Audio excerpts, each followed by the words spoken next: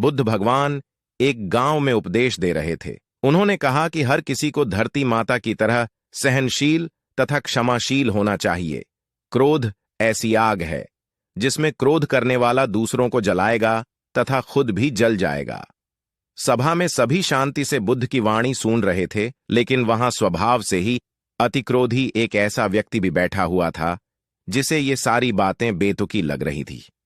वह कुछ देर ये सब सुनता रहा, फिर अचानक ही आग बबूला होकर बोलने लगा, तुम पाखंडी हो, बड़ी बड़ी बातें करना यही तुम्हारा काम है। तुम लोगों को भ्रमित कर रहे हो। तुम्हारी ये बातें आज के समय में कोई मायने नहीं रखती। ऐसे कई कटु वचनों सुनकर भी बुद्ध शांत रहे। अपनी बातों से ना तो वह दुखी हुए, ना ही कोई प्रतिक्रिया की। यह देखकर वह व्यक्ति और भी क्रोधित हो गया और उसने बुद्ध के मुंह पर थूक कर वहां से चला गया। अगले दिन जब उस व्यक्ति का क्रोध शांत हुआ तो उसे अपने बुरे व्यवहार के कारण पछतावे की आग में जलने लगा और वह उन्हें ढूंढते हुए उसी स्थान पर पहुंचा। पर बुद्ध कहां मिलते?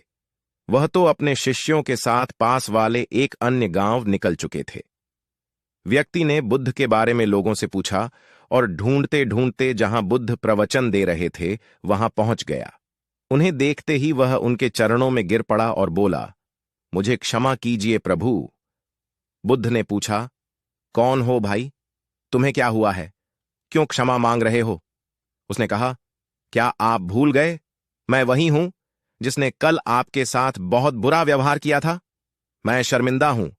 मैं मेरे दुष्ट आचरण की क्षमा याचना करने आया हूं। भगवान बुद्ध ने प्रेमपूर्वक कहा, बीता हुआ कल तो मैं वहीं छोड़कर आया गया और तुम अभी भी वहीं अटके हुए हो। तुम्हें अपनी गलती का आभास हो गया। तुमने पश्चाताप कर लिया। तुम निर्मल हो चुके हो। अब तुम आज में प्रवेश करो। बुरी बातें तथा बुरी घटनाएं याद करते रहने से वर्तमान और भविष्य दोनों बिगड़ते जाते हैं। बीते हुए कल के कारण आज को मत बिगाड़ो। उस व्यक्ति का सारा बोझ उतर गया। उसने भगवान बुद्ध के चरणों में पड़कर क्रोध त्याग कर तथा क्षमाशीलता का संकल्प लिया। बुद्ध ने उसके मस्तिष्क पर आशीष का हाथ रखा। उस दिन से उसमें परिवर्तन आ गया और उसके जीवन में सत्य, प्रेम व करुणा की धारा बहने लगी। मित्रों, बहुत बार हम भूत में की गई किसी गलती के बारे में सोचकर बार बार दुखी होते और खुद को कोसते हैं।